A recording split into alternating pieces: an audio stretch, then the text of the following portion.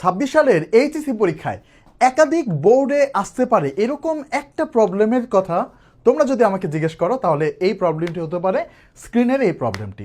বহুপদী থেকে আসা এই প্রশ্নটা 26 সালে একাধিক বোর্ডে আসার মতো। চলো আমরা প্রশ্নটা এই ভিডিওতে সলভ করে ফেলি। কি বলেছে আমাদের? একটা দ্বিঘাত সমীকরণ দিয়ে বলেছে এর একটি মূল অপরটির যদি বর্গের সমান হয় তাহলে সেই ক্ষেত্রে পি এর মান কত এইটা আমাদের বের করতে হবে। সো এটা হচ্ছে বহুপদীর মূলের সম্পর্ক এই টাইপের একটা অঙ্ক, যেখানে কিনা একটা মূলের সাথে আরেকটা মূলের সম্পর্ক দেওয়া থাকে। একটা মূল একটা দ্বিগুণ, একটা তিন গুণ, বর্গের সমান, ঘনের সমান বা ক্রমিক। সো এই ধরনের মূলের সম্পর্কের অঙ্কে আমাদের কাজ হচ্ছে দুইটা। একটা হচ্ছে মূলের যোগফলের সূত্র করা, একটা হচ্ছে মূলের গুণফলের সূত্র করা। এই দুইটা কাজ যদি করো তাহলে উত্তর আসতে বাধ্য। অঙ্কগুলো যতই বড় হোক না কেন উত্তর অবশ্যই আসবে। চলো আমরা একটু দেখি এভাবে করা যায় কিনা। সো প্রথম কাজ হচ্ছে আমরা ধরে নিব যে এইটার জন্য মূলগুলো কি। ঠিক আছে, সো ধরি আমাদের এই সমীকরণের জন্য মূলগুলো কি। সো ধরি আমাদের এই সমীকরণের মূলগুলো হচ্ছে একটা যদি আলফা হয় তাহলে আরেকটা হবে আলফা স্কোয়ার। কেন? কারণ হচ্ছে একটা আরেকটার বর্গের সমান। এটা আমাদের অলরেডি বলে দিয়েছে একটা আরেকটার বর্গের সমান। এখন দেখো কাজ হচ্ছে দুইটা, একটা যোগফলের সূত্র একটা গুণফলের সূত্র।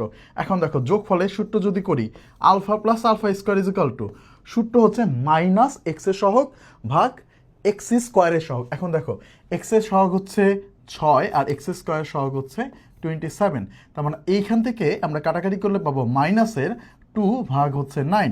এবার আসো আরেকটু হিসাব করি আমরা। 9 সাথে গুণ দিলে 9 আলফা প্লাস হচ্ছে 9 alpha square is equal to -2।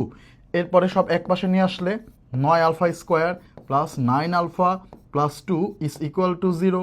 এরপরে দেখো আমরা এখান থেকে মিডল টার্ম করলে আলফা এর মান পাবো 9 দুগুণা 18 এর লসাগু, আর মাঝখানে আছে 9, তাহলে 3 6 18 বানাইতে পারি আমরা। ওকে, তাহলে 9 alpha square plus 3 alpha plus 6 alpha plus 2 is equal to 0। এবার দেখো এখান থেকে 3 আলফা যদি কমন নেই তাহলে এখানে থাকতেছে 3 আলফা প্লাস 1, আর এখানে 2 যদি কমন নেই তাহলে 3 alpha plus 1 is equal to 0। তার মানে 3 আলফা প্লাস 1 এবং হচ্ছে 3 alpha plus 2 is equal to 0। Ultimately আমরা এখান থেকে পেয়ে যাচ্ছি আলফা এর দুইটা ভ্যালু। সো একটা ভ্যালু হচ্ছে আলফা এর মান হবে -1/3 আর আরেকটা হচ্ছে -2/3।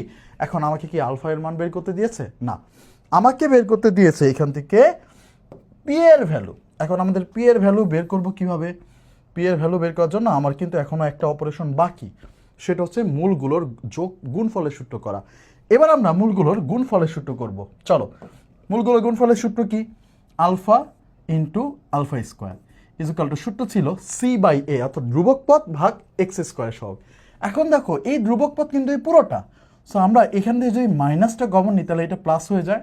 তাহলে এবার ধ্রুবক পদের অংশ কতটুকু ভালো করে বুঝতে হবে। ধ্রুবক পদ হচ্ছে এই পুরোটা, অর্থাৎ ধ্রুবক পদ হচ্ছে -p+2। তাহলে এই হচ্ছে মাইনাসের p+2, এইটা হচ্ছে ধ্রুবক পদ, ভাগ দিতে হবে আমাকে কি দিয়ে? এক্স স্কোয়ারের সহগ অর্থাৎ 27 দিয়ে। আলটিমেটলি আমরা এখান থেকে যেটা পাবো, এই যে এটাকে যদি আমরা এই পাশে লিখি আলফা কিউব হবে, রাইট? ওকে, এখন দেখো আমরা যদি এই যে আলফা এর মানগুলো এখানে যদি বসাই তাহলে দেখো পি এর একটা মান পেয়ে যাব। এই দুইটা মান বসাইলে পি এর দুইটা মান পাবো এবং সেগুলোই অ্যান্সার। তার মানে হচ্ছে আমাদের কাজ কিন্তু অলমোস্ট ডান। এবার তাহলে আমরা মান বসাই। চলো, প্রথমত আমাদের আলফা এর ভ্যালু কত আছে দেখো। আলফা এর ভ্যালু দেওয়া আছে হচ্ছে আমাদের একটা হচ্ছে -1/3। সো -1/3 যদি হয় তাহলে এবার দেখো আমরা এখান থেকে পাবো মাইনাসের p+2 ভাগ হচ্ছে 27। এবার দেখো -1/3 এইখানে যদি বসাই তাকে কিউব করতে হবে।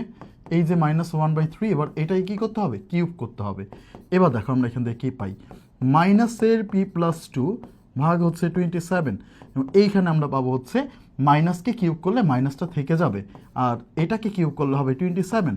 সো আলটিমেটলি আমরা এখান থেকে পাবো মাইনাস মাইনাস কাটা 27 কাটা p+2 ইজ ইকুয়াল টু 1। তার মানে পি এর ভ্যালু বের হবে এখান থেকে -1। সো এটা হচ্ছে আমাদের একটা অ্যান্সার। এবার দেখো আরও একটা অ্যান্সার আমাদের আছে, কারণ আমরা আরও একটা মান বসাইতে পারবো। সেটা কোনটা? সেটা হচ্ছে আলফা এর ভ্যালু হচ্ছে -2/3। এই মানটাও আমরা বসাইতে পারবো। যদি এইটাও বসাই তাহলে দেখো আবার আগের মতো মাইনাসের পি প্লাস টু ভাগ হচ্ছে 27 ইজুকাল টু হচ্ছে মাইনাসের 2/3 এর মাথায় হচ্ছে কিউব। দেখো অঙ্কটা কিন্তু অনেক কঠিন না, সহজভাবেই মিলে যাবে। এরপরে আমরা এখান থেকে এইটা যা আছে তাই থাকলো। আমরা এইখানে দেখো এখানে মাইনাসটা থেকে যাবে, এটাই কিউব করলে 8 আর এটাই কিউব করলে হচ্ছে কত হবে 27 হবে। হ্যাঁ আচ্ছা, এবার দেখো মাইনাস মাইনাস কাটা 27 কাটা, তাহলে থাকতেছে আমার কি থাকতেছে P plus two is equal to 8। তার মানে পি এর মান আমরা পাচ্ছি কত 6। তার মানে আমাদের অঙ্কে এখান থেকেও দুইটা উত্তর বের হয়ে গিয়েছে, এটা হচ্ছে একটা এবং এইটা হচ্ছে একটা। সো এই প্রশ্নটা দেখো তুমি যদি মূল নিয়মটা জানো তাহলে কিন্তু সহজেই সলভ করতে পারবা, খুব সহজেই হয়ে যাবে। সো মূল নিয়মটা হচ্ছে মূলের সম্পর্ক থাকলে যোগফলের সূত্র করো এবং গুণফলের সূত্র করো, উত্তর আসতে বাধ্য। সো এইরকম আরও অলমোস্ট 30টার মতো মোস্ট ওয়ান্টেড বহুপদীর প্রশ্ন কিন্তু আমরা পাওয়ার প্লে ক্লাসে শেষ করেছি। সো যারা পাওয়ার প্লে ক্লাস করছো আমাদের সাথে, সো আমাদের এই প্রবলেমগুলোর উপর তোমাদের বেশি গুরুত্ব দিতে হবে। আর যারা পাওয়ার প্লেতে আমাদের সাথে নাই, সো তোমরা যদি একটা গাইডলাইন নির্ভর প্রিপারেশন নিতে চাও যেখানে আমরা তোমাদেরকে বলে দিব কোনটা বেশি গুরুত্বপূর্ণ আর কোনটা কম গুরুত্বপূর্ণ, তাহলে তোমরা আমাদের সাথে যুক্ত হতে পারো পাওয়ার প্লে প্রোগ্রামে।